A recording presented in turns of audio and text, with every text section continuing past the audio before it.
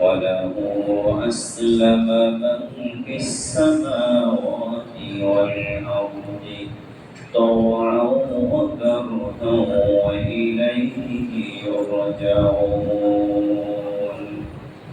ومن يبتغ غير الإسلام دينا فلن يقبل منه وهو في الآخرة من الخاسرين وقال رسول الله صلى الله عليه وسلم من تشبه بقوم فهو منهم أو كما قال عليه الصلاة والسلام وقال تعالى في شان حبيبه آمرا ومخبرا إن الله وملائكته يصلون على النبي يا أيها الذين آمنوا صلوا عليه وسلموا تسليما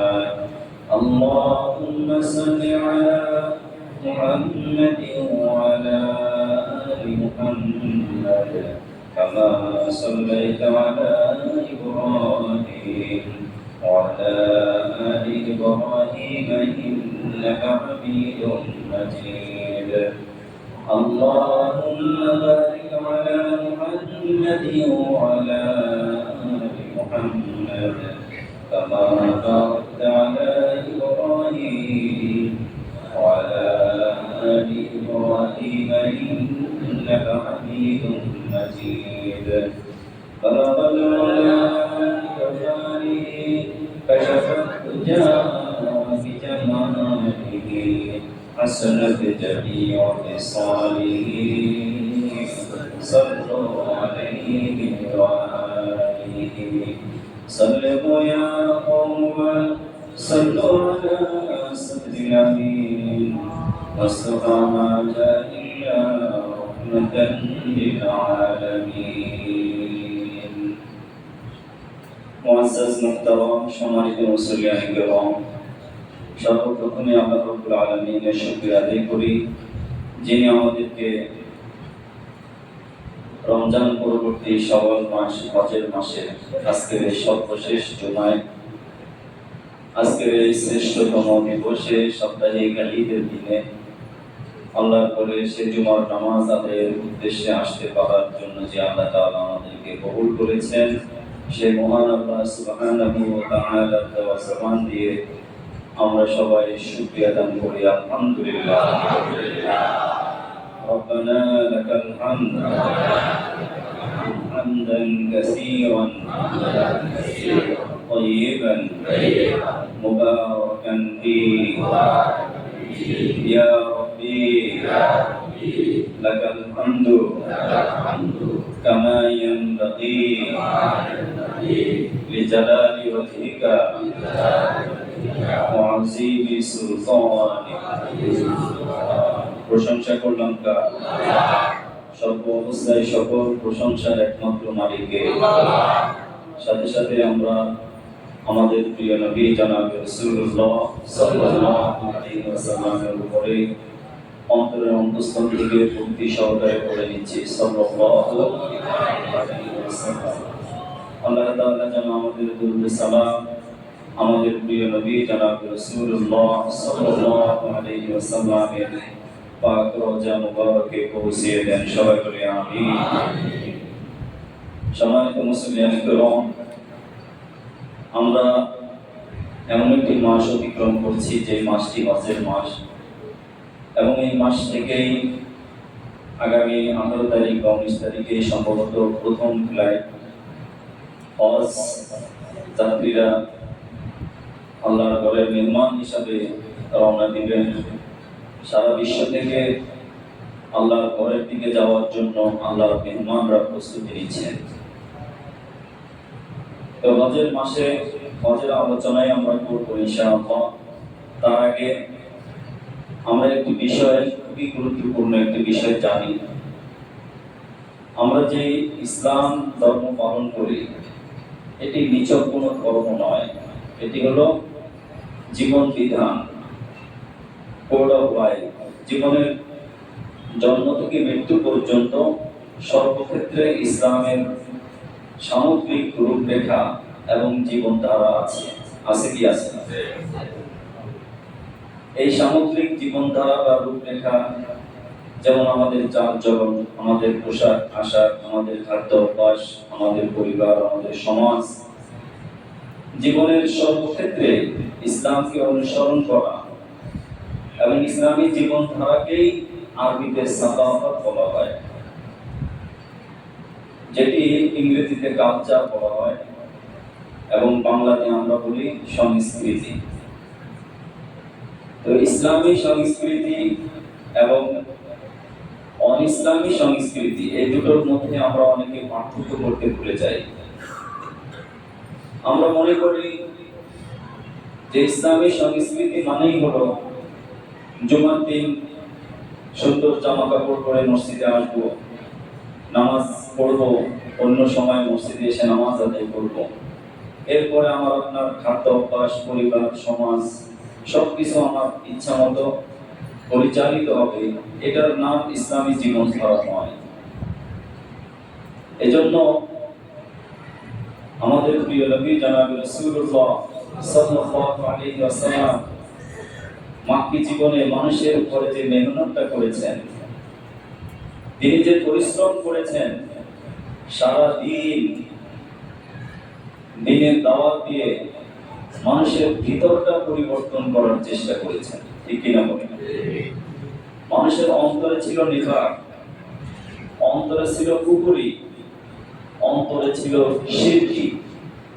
এই নিফাকি, কুফরি এবং শিরকিয়াতের অন্ধকার দূর করার জন্য পূর্বের যত কৃষ্টি কালচার রয়েছে তাদের, যেমন মূর্তি পূজা, যে কোনো জড় পদার্থের সামনে মাথা নত করা, অথবা অন্য কোনো শক্তিকে উৎস মনে করা, নিজের বাক্য নিয়ন্ত্রক মনে করা, এই ধরনের যত কুসংস্কার এবং যত কুফরি শিরকিয়াত অন্ধকার তাদের মাঝে ছিল, নবীজি সাল্লাল্লাহু আলাইহি সাল্লাম সকাল থেকে সন্ধ্যা পর্যন্ত, সন্ধ্যা থেকে সকাল পর্যন্ত কঠোর পরিশ্রমের মাধ্যমে এর আমল পরিবর্তন করে মানুষকে এটাই বুঝিয়েছেন, মানুষের জীবনধারা, মানুষের সার্বিক জীবন আচরণ, জীবনের প্রত্যেকটা ক্ষেত্রে ইসলামের চমৎকার কিছু রূপরেখা রয়েছে, সেটাকে পালন করার নামই হলো পূর্ণাঙ্গ ইসলাম। ঠিক কিনা বলেন?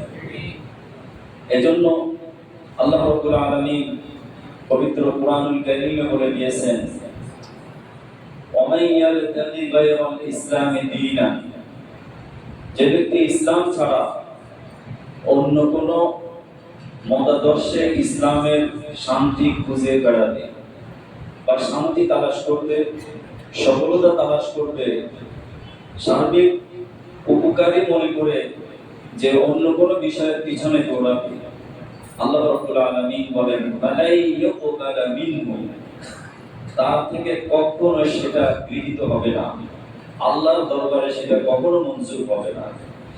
কারণ আমরা যা কিছু করব অথবা না করব, সেই সুনির্দিষ্ট পদ্ধতি এবং সুনির্দিষ্ট নীতিমালা আল্লাহ রাব্বুল আলামিন পবিত্র কোরআন এবং সুন্নাহর মধ্যে পরিষ্কারভাবে বলে দিয়েছেন। ঠিক কিনা বলেন?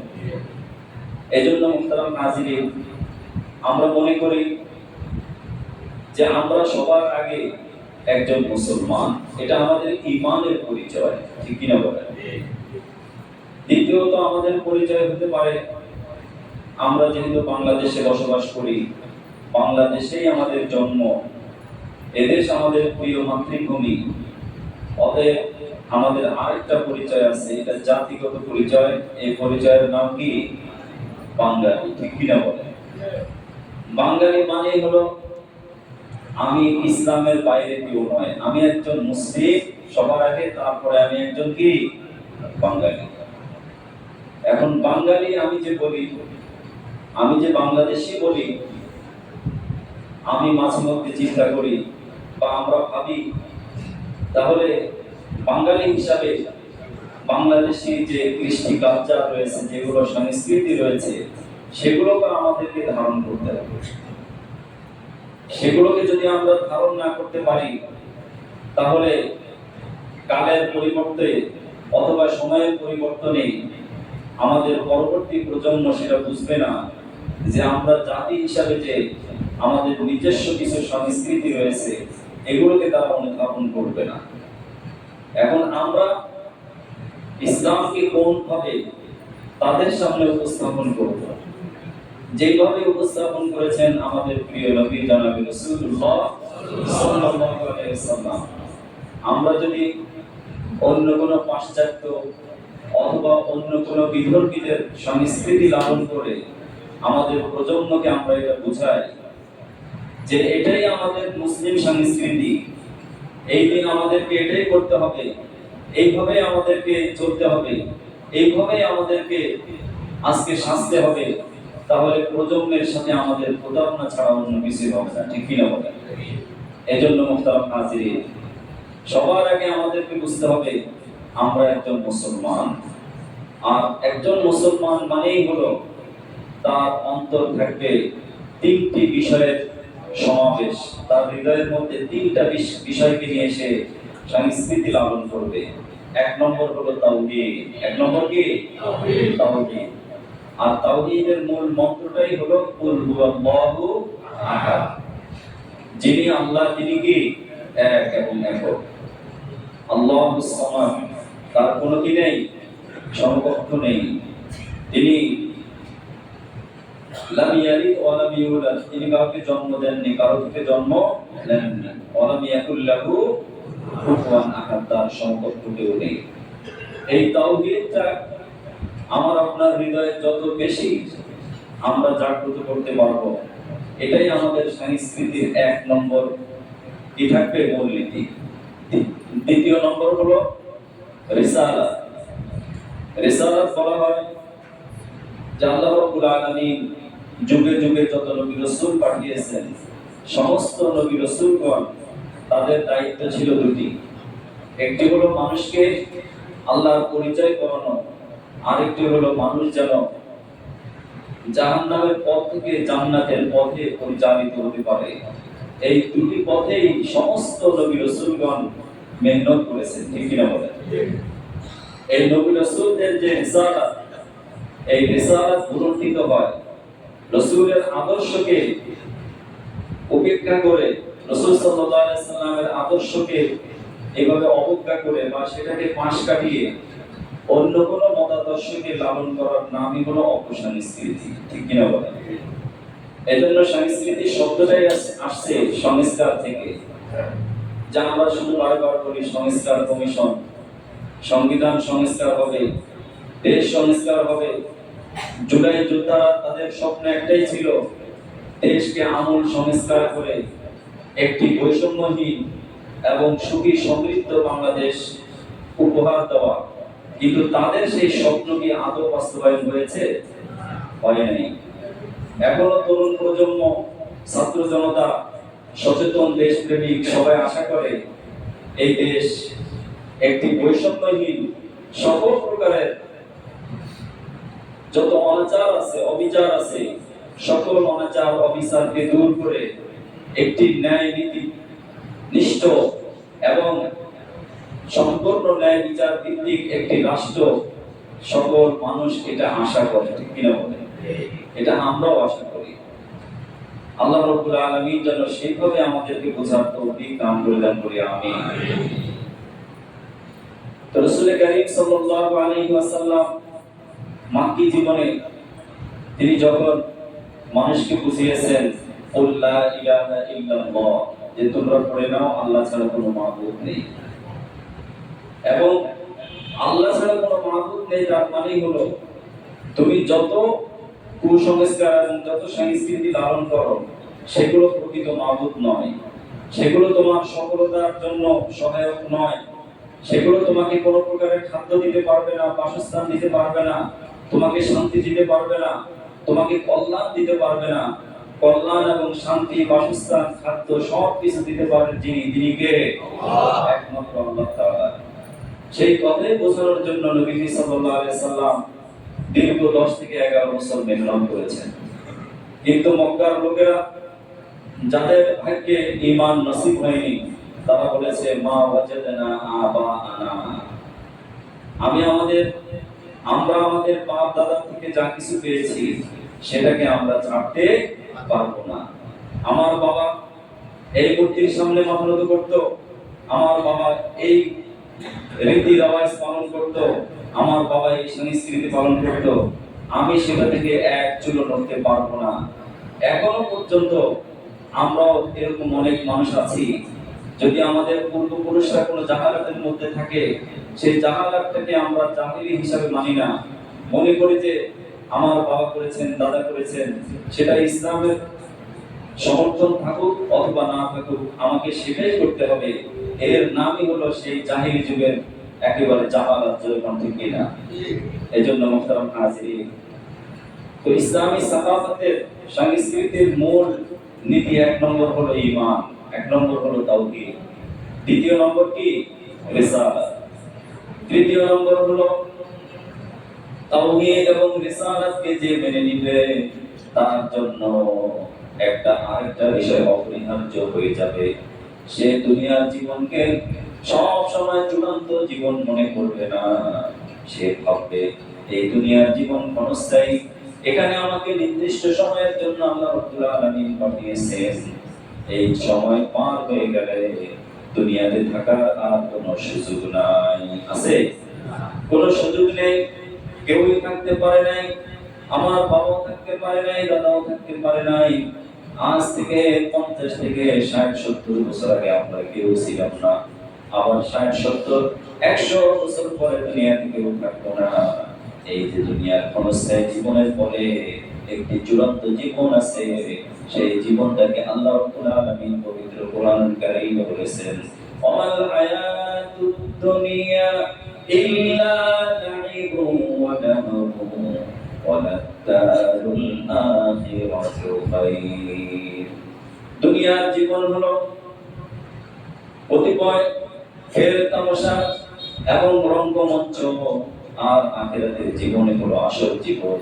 সেই জীবনকে সব সময় প্রাধান্য দিয়ে আমার পোশাক থাকবে, আমার কালচার থাকবে, আমার সভ্যতা থাকবে, আমার উৎসব থাকবে, আমার সালাত থাকবে, আমার জীবন আচরণ থাকবে, আমার পরিবার থাকবে, আমার সমাজ থাকবে, সব ক্ষেত্রে আমি প্রাধান্য দেব আল্লাহ রাব্বুল আলামিন যেটাকে সব সময় প্রাধান্য দিয়েছেন সেটাই আমার মনের ভিতরে থাকতে হবে। ঠিক কিনা বলেন? ঠিক কিনা?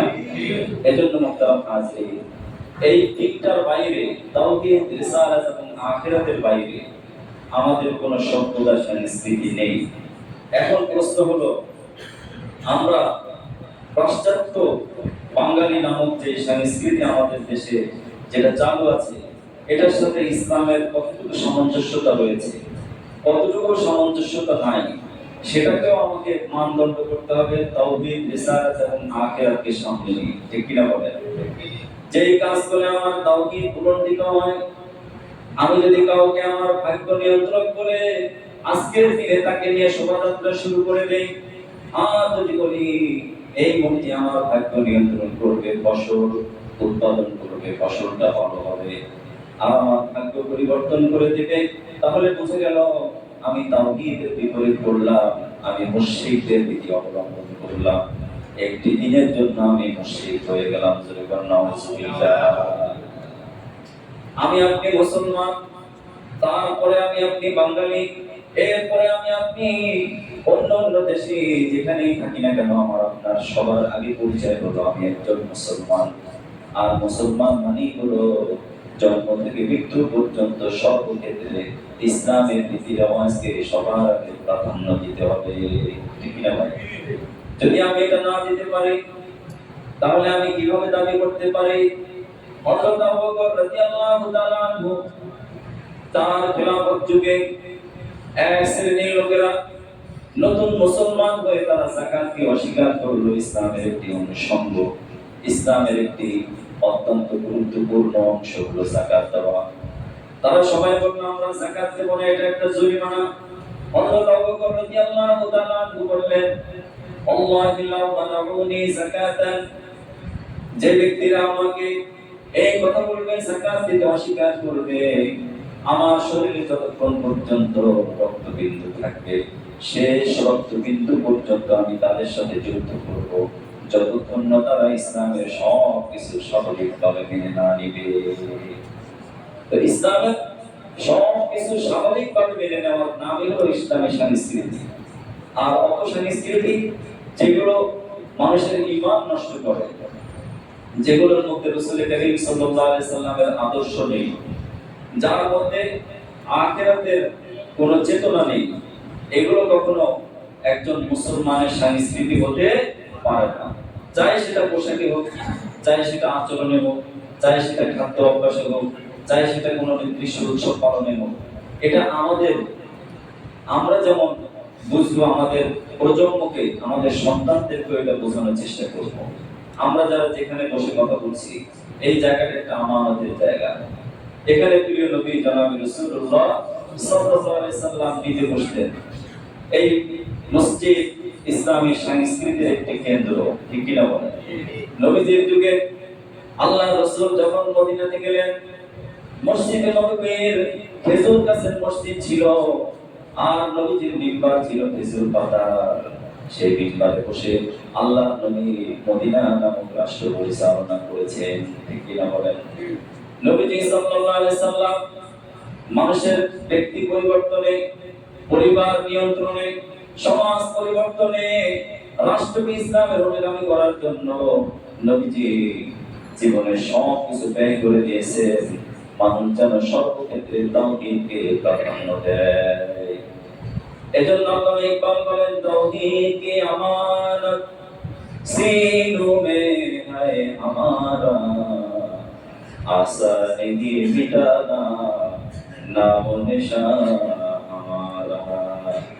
তিনি পাশ্চাত্যের সকল অপসংস্কৃতির বিরুদ্ধে কলম ধরেছেন। স্পেনের গ্রানাডা মসজিদে বসে তিনি শিকওয়া লিখেছেন, আল্লাহর উপর কিছু অভিযোগ করেছেন। আল্লাহর উপর কিছু অভিযোগ করেছেন যে, হে আল্লাহ, যে মানুষগুলো আপনাকে মানে না, আপনার হুকুম পালন করে না, তাদেরকে আপনি আলো বাতাস দিয়ে কেন বাঁচিয়ে রাখছেন? আবার এই যতগুলো শিকওয়া তিনি লিখেছেন, আল্লাহর উপরে শিকায়াত করেছেন, অভিযোগ দিয়েছেন, সেই অভিযোগের জবাবটাও নিজের মুখে দিয়ে দিয়েছেন। সুবহানাল্লাহ। তিনি বলেছেন যে মুসলমানদের শ্রেষ্ঠ আমানত হলো তাওহীদ। মুসলমানদের জীবনের সর্বশ্রেষ্ঠ আমানতের নাম কি? আরেকটু আসতে বলেন না, কি নাম? এই তাওহীদের আমানত আমাদের হৃদয়ে যদি আমরা ধারণ করতে পারি, তাহলে পৃথিবীর কোন শক্তি আমাদেরকে হারাতে পারবে না। এটা কার কথা? আল্লাহর কথা। सीनों में हमारा आशा नहीं मिटाना नाम निशान हमारा, যে আমাদের নাম নিশান কেউ মুছাতে পারবে না। নবীজি সাল্লাল্লাহু আলাইহি সাল্লাম দুনিয়া থেকে বিদায় নিয়েছেন 1400 থেকে 1500 বছর আগে। এরপরে ইসলামের নাম নিশানা পৃথিবীর এই প্রান্ত থেকে ওই প্রান্তে, পূর্ব থেকে পশ্চিম, এরপর উত্তর থেকে দক্ষিণ, সকল প্রান্তে ইসলামের দাওয়াত পৌঁছে গেছে। এটা তাওহীদের আমানত, ঠিক কিনা বলেন? এজন্য আল্লামা ইকবাল তিনি প্রথমে মিল্লিয়াতি কওমিয়া অর্থাৎ জাতিসত্তা নিয়ে কথা বলেছেন। প্রথমে জাতিসত্তা নিয়ে অনেক কবিতা লিখেছেন, অনেক সাহিত্য লিখেছেন। পরে তিনি ভাবলেন যে আসলে আমি জাতিসত্তা নিয়ে যতটুকু না সচেতন থাকতে হবে, তার আগে আমাকে সবার আগে সচেতন থাকতে হবে আমি জাতি হিসাবে একজন মুসলিম জাতি, ঠিক কিনা বলে? আমার একটা পরিচয়, আমি একজন মুসলমান। আমার একটা কর্ম, আমি একজন মুসলমান। আমার একটা পরিবার, সেই পরিবার যেন ইসলামিক পরিবার হয়। আমার একটা সমাজ, সেই সমাজটা যেন ইসলামের ধাঁচেই গঠিত হয়। এটাই তিনি বোঝাতে গিয়ে তখন মিল্লিয়াতি কওমিয়া থেকে তিনি একমাত্র তাওহীদের দিকে মানুষকে দাওয়াত দিয়েছেন। সুবহানাল্লাহ ওয়া বিহামদিহি। এজন্য মুহতারাম হাজিরিন, আমরা যেই সংস্কৃতিকে লালন করি, যেই উৎসব পালন করি পহেলা বৈশাখ নামে, মূলত আরবি সনের প্রবর্তক হলেন মুঘল সম্রাট আকবর, ঠিক কিনা বলেন? এই সম্রাট আকবর তিনি এই বাংলা সনের প্রবর্তক বা প্রবর্তন কেন করেছেন, এটা আমরা ইতিহাস কম বেশি যারা সচেতন জানি যে তৎকালীন সময় খাজনা উসুলের জন্য, ফসলের ওঠানোর জন্য, ফসলের যে খাজনা নেওয়া হতো রাজস্ব কর, এই রাজস্ব আদায়ের জন্য, এটা হিসাব রাখার জন্য তিনি আরবি হিজরি সনের সাথে সংমিশ্রণ করে বাংলা সনের প্রবর্তন করেছেন। তো তৎকালীন সময়ে এই বৈশাখের প্রথম দিনকেই তিনি এভাবে খাজনা উঠানোর জন্য দিন ধার্য করেন। এখনো আমাদের দেশে যারা ব্যবসা করে, অনেক ব্যবসায়ীরা যে বৈশাখ মাসের প্রথম দিনে তারা হালখাতা করে, ঠিক কিনা বলে? এই হালখাতা করে যারা বাকি নিয়েছে, সারা বছর দোকান থেকে বাকি খেয়েছে, ওই বাকি টাকা উসুলের জন্য ওই হালখাতা করে সেই টাকা উসুল করা হয় এবং প্রত্যেকের নামে এক একটা কার্ড ইস্যু করা হয়। এখনো অনেক এলাকায় এই প্রচলন আছে, কিন্তু আমরা সেটা থেকে সরে গিয়ে আমরা যে কালচার গুলো নিজেরা লালন করি, যেমন আমরা মনে করি যে আজকের এই দিনে এমন কিছু মূর্তি তৈরি করতে হবে, এমন কিছু মূর্তি তৈরি করে সেই মূর্তিগুলোকে যে মুসলিমরা যেটা চিন্তা করে, তারা যেটা লালন করে, তারা যেটা ধারণা করে, সেই ধারণা অনুযায়ী আমরা মুসলমানরা তাদের সাথে মিলেমিশে একাকার হয়ে যায়। তারা অনেকে ধারণা করে যে একটা হাতির মূর্তি বানালে ওই হাতি দিয়ে যখন আমি হাঁটবো, ওই হাতির হাঁটার কারণে আমাদের থেকে সকল প্রকার বিপদ দূর হয়ে যাবে, এরপরে কল্যাণ সে নিয়ে আসবে।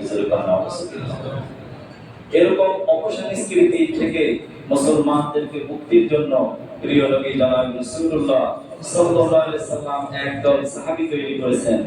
যে সাহাবাদের জীবনী দেখেন, তাদের ভিতরে বিনোদন ছিল, আনন্দ ছিল, তাদের মধ্যে একেবারে একঘেয়েমি ছিল না যে সারাদিন ঘরে বসে থাকবো, সারাদিন মসজিদে বসে থাকবো, সারাদিন শুধু পরিবারের সাথে সময় দিব, আমার কাজ নেই, কর্ম নেই, আমি অন্য কাজ করব না। সাহাবাদের জীবনে এটা ছিল না। বৈধ বিনোদন যেটা ইসলাম সমর্থন করে, সেটাকে নবীজি সাল্লাল্লাহু আলাইহি সাল্লাম সাপোর্ট দিয়েছেন, ঠিক কিনা বলেন? নবীজি সাল্লাল্লাহু আলাইহি সাল্লাম হযরত আবু বকর এবং হযরত ওমর রাদিয়াল্লাহু তাআলা আনহুর মাঝে হযরত আলী রাদিয়াল্লাহু তাআলা আনহুর সাথে কৌতুক করেছেন যে হযরত আবু বকর এবং হযরত ওমর এর মাঝে হযরত আলী রাদিয়াল্লাহু তাআলা আনহু লানার মতো। লানা লিখতে একটা নাম লাগে আর একটা নুন লাগে, সাথে একটা আলিফ লাগে। দেখো, লানা মানে হলো আমাদের, লানা মানে কি? আমাদের জন্য। আর যদি হযরত আলী রাদিয়াল্লাহু তাআলা আনহু হযরত আবু বকর এবং ওমরের তুলনায় একটু খাটো ছিলেন,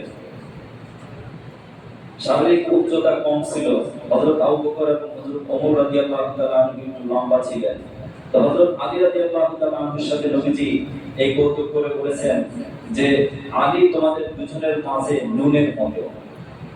অর্থাৎ নুন যেহেতু নিচে লেখা হয় নানা লিখতে, যারা আরবি ভাষা বোঝেন, যে নুন যদি না হয় তাহলে এখানে লাম আর আলিফ দিয়ে কোনো অর্থ হয় না। লাম আর আলিফ দিয়ে অর্থ হয় লা, লা মানে কি?